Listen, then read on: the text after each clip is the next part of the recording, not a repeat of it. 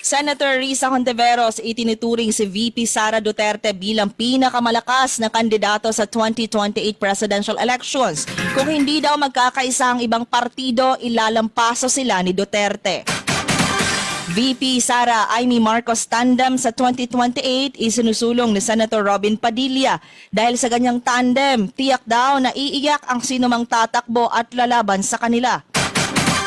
Pag-anunsyo ng kanyang kandidatura sa 2028 presidential elections, tulad ng inaasahan, pinalaga ng Gabriela Women's Party.